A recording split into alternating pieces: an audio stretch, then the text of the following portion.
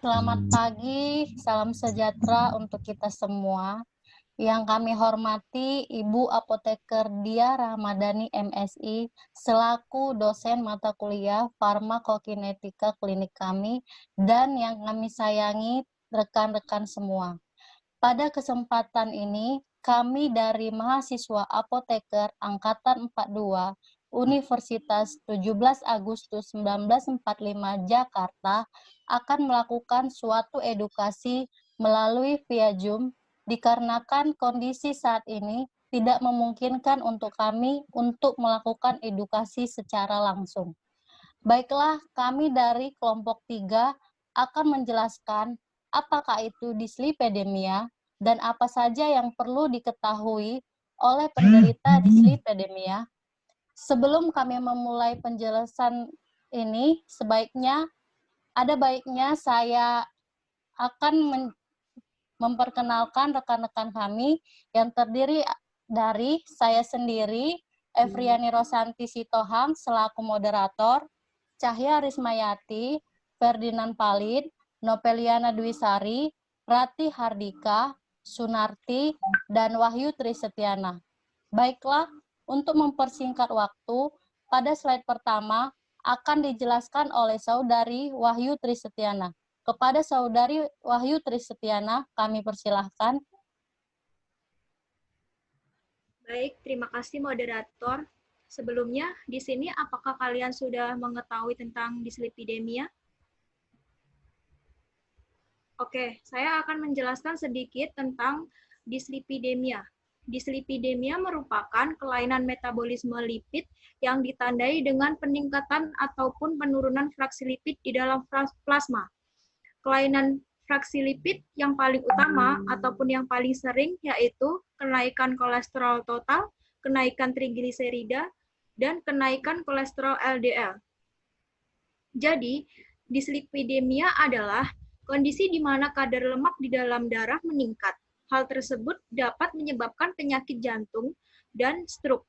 Penyakit jantung dan stroke sendiri menduduki nomor 1 dan nomor 2 dalam penyebab kematian di dunia menurut WHO tahun 2012. Menurut Kementerian Kesehatan Indonesia, penyakit jantung sendiri menduduki nomor 1. Sedangkan penyakit stroke menduduki nomor 5 penyebab kematian di Indonesia. Selanjutnya yaitu gejala dari dislipidemia.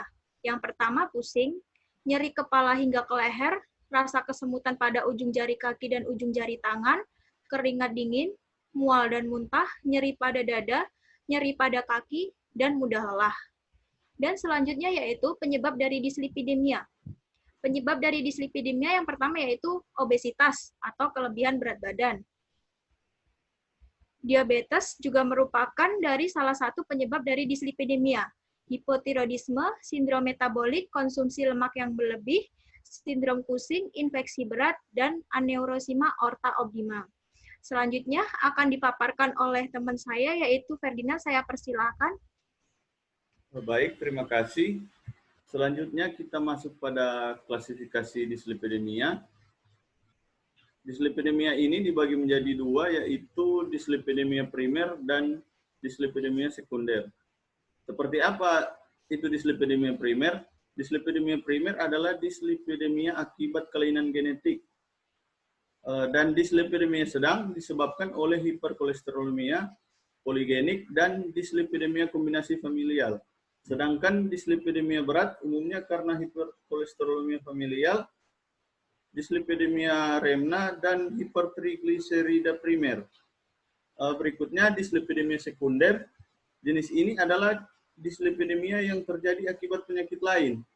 Misalnya hipotiroidisme, sindroma nefrotik, diabetes mellitus, dan sindroma metabolik. Jadi teman-teman, secara garis besar, dislipidemia primer itu terjadi akibat kelainan genetik. Sedangkan dislipidemia sekunder itu terjadi akibat adanya penyakit lain. Adapun faktor resiko dislipidemia ada mulai dari obesitas, kurangnya aktivitas fisik, penggunaan alkohol, merokok, diabetes, dia tinggi lemak, penyakit ginjal dan liver kronis, usia tua, dan perempuan. Di sini diketahui bahwa perempuan memiliki kadar LDL yang lebih tinggi setelah masa menopause. Berikutnya akan dijelaskan oleh teman saya, Efriani. Silakan. Terima kasih kepada Ferdinand. Untuk diagnosis dari dislipidemia itu sendiri, yaitu dislipidemia ditegakkan pada pengidap yang dicurigai memiliki tanda dan gejala umum dari dislipidemia itu sendiri, atau memiliki riwayat penyakit jantung dan juga dislipidemia pada keluarga terdekat. Dokter memerlukan pemeriksaan profil lipid pada penderita untuk memastikan diagnosis minimal meliputi pemeriksaan seperti kolesterol total, LDL, HDL, dan trigliserida. Diagnosis ditegakkan jika hasil pemeriksaan darah didapatkan salah satu dari keadaan seperti jika kolesterol totalnya di atas 200 mg per desiliter, kemudian jika hasil LDL-nya atau bisa disebut lemak jahat di atas 160 mg per desiliter, kemudian jika hasil HDL-nya lemak baik di bawah 40 mg per desiliter untuk yang laki-laki dan di bawah 50 mg per desiliter untuk yang perempuan. Selanjutnya akan dipaparkan oleh teman kami. Baik, saya akan melanjutkan yang di sini pencegahan dislipidemia. Dapat dilakukan dengan cara yang pertama yaitu mengurangi konsumsi pada merah, jeroan, coklat, serta gorengan. Yang kedua yaitu biasakan olahraga secara rutin. Yang ketiga yaitu mengurangi konsumsi minuman beralkohol. Yang keempat, segera henti merokok. Yang kelima yaitu sebaiknya meningkatkan konsumsi lemak tak jenuh, yang mana dapat kita temukan pada minyak zaitun, kacang-kacangan, ikan salmon, minyak, dan pada buah alpukat. Yang keenam yaitu memperbanyak serat dengan mengkonsumsi buah-buahan dan sayur. Yang terakhir yaitu dengan mengkonsumsi air putih minimal 2 liter dalam sehari. Selanjutnya yaitu pengobatan dislipidemia. Pengobatan dislipidemia bergantung terhadap kondisi masing-masing penderita. Dokter memperhatikan faktor risiko yang dimiliki dan kondisi lain yang dapat memperburuk keadaan pengidapnya. Pada tahap awal, pengidap dislipidemia disarankan untuk melakukan perubahan gaya hidup dengan menurunkan konsumsi lemak jenuh dan meningkatkan aktivitas fisik, sehingga keadaan kadar lemak yang seimbang dapat tercapai dengan sendirinya. Pada pengidap dengan kadar komponen lemak yang tinggi, dokter dapat meresepkan 1 atau lebih obat untuk menurunkan kadar lemak, tergantung pada komponen mana yang memiliki resiko paling besar. Seperti yang pertama yaitu golongan statin, diberikan pada pengidap yang memiliki kadar kolesterol yang tinggi atau kadar LDL yang tinggi. Yang kedua yaitu golongan niacin, diberikan pada pengidap yang memiliki kadar HDL atau lemak baik yang rendah. Yang ketiga yaitu golongan fibrat, direkomendasikan untuk penderita yang memiliki kadar trigliserida yang sangat tinggi, sehingga berisiko menimbulkan penyakit jantung atau stroke. Sekian pemaparan dari saya, dilanjutkan dengan Saudari Novel. Terima kasih. Di sini saya akan menjelaskan tentang pemeriksaan dislipidemia. Ada beberapa pemeriksaan lain di bawah ini yang dapat dipertimbangkan untuk dikerjakan sebagai marker alternatif. Yang pertama itu ada cek non-KHDL. Cek non-KHDL itu dapat dipertimbangkan pada individu dengan kombinasi hiperlipidemia, diabetes mellitus, atau gagal ginjal kronis. Yang kedua itu ada cek lipoprotein. Cek lipoprotein dapat dipertimbangkan pada individu dengan riwayat keluarga dengan penyakit kardiovaskular yang dini. Yang ketiga dengan cek ApoB. Cek ApoB itu merupakan pemeriksaan yang dilakukan untuk mengetahui ada atau tidaknya resiko penyakit kardiovaskular. Biasanya, cek ApoB disarankan bagi orang yang memiliki faktor risiko seperti riwayat penyakit jantung, kolesterol tinggi, dan kadar TG yang tinggi dalam keluarga. Yang keempat, ada rasio ApoB atau ApoA. Rasio ApoB atau ApoA, semakin tinggi nilai rasio ApoB atau ApoA, mengindikasikan semakin banyak kolesterol yang bersirkulasi di dalam plasma darah dan meningkatkan risiko terjadinya penyakit kardiovaskular. Dan yang terakhir ada rasio non-HDL-C. Baik, selanjutnya akan dilanjutkan oleh teman kami, Sunarti.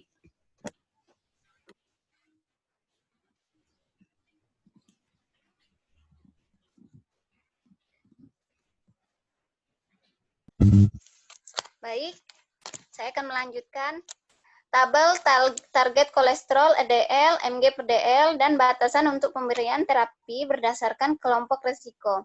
Kelompok risiko rendah 0 sampai 1 faktor risiko, target kolesterol, LDL, mg/dl kurang dari 160. Risiko multiple lebih dari 2 faktor risiko, target kolesterol LDL mg/dl kurang dari 130. Risiko tinggi, mempunyai riwayat PJK, mereka yang mempunyai risiko yang disamakan dengan PJK, diabetes mellitus, bentuk lain penyakit aterosklerotik yaitu stroke, penyakit arteri perifer, aneurisme, aorta abdominalis. Faktor risiko multiple kurang dari 2 faktor risiko. Target kolesterolnya kurang dari 100 LDL mg/dl. Risiko sangat tinggi. Kelompok ini dikhususkan pada pasien paksa penyakit kardiovaskuler dengan keadaan khusus yaitu disertai faktor risiko multiple, terutama pasien diabetes mellitus, disertai faktor risiko yang tidak dapat dikendalikan seperti masih tetap merokok. Sindroma metabolik dengan faktor risiko multiple, terutama kadar trigliserida lebih dari 200. mg/dl, di mana kadar kolesterol non-HDL lebih dari 130 mg/dl dengan kolesterol HDL kurang dari 40 mg/dl. Pasien dengan sindroma koroner akut. Target kolesterol kurang dari 170. Dan segera temui dokter jika didapatkan tanda-tanda komplikasi dislipidemia sebagai berikut: nyeri dada, pusing berputar, dada berdebar-debar, kelelahan berlebih, keringat dingin pada ujung tangan dan kaki, kesulitan bernapas, mual, dan rasa terbakar pada ulu hati.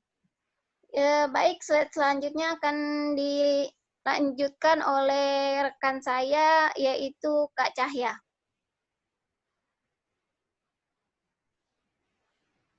Baik, di sini saya akan memaparkan tentang terapi penggolongan dari pasien dislipidemia terdiri dari terapi non-farmakologis dan terapi farmakologis. Terapi non-farmakologis itu termasuk dengan berhenti merokok, diet tinggi lemak, itu termasuk nutrisi, kemudian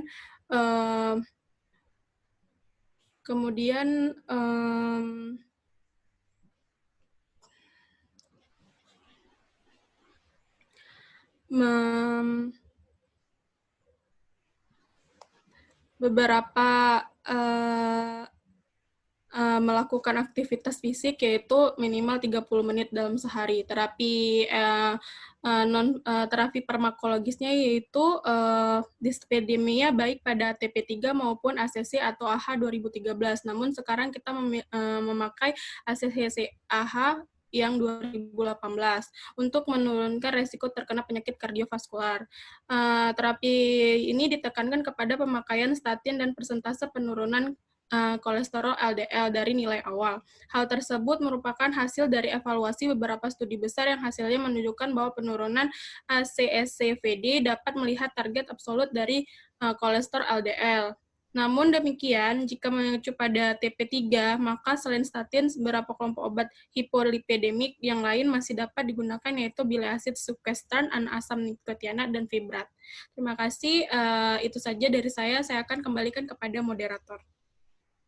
Terima kasih untuk Saudari Cahya. Baiklah, terima kasih kepada teman-teman semua atas penjelasan yang telah dipaparkan tadi. Pada edukasi yang telah disampaikan tadi, disarankan bagi penderita dislipidemia untuk tetap menjaga pola hidup yang sehat. Baiklah, sekian dari persentase kami. Lebih dan kurang kami mohon maaf. Terima kasih. Selamat pagi.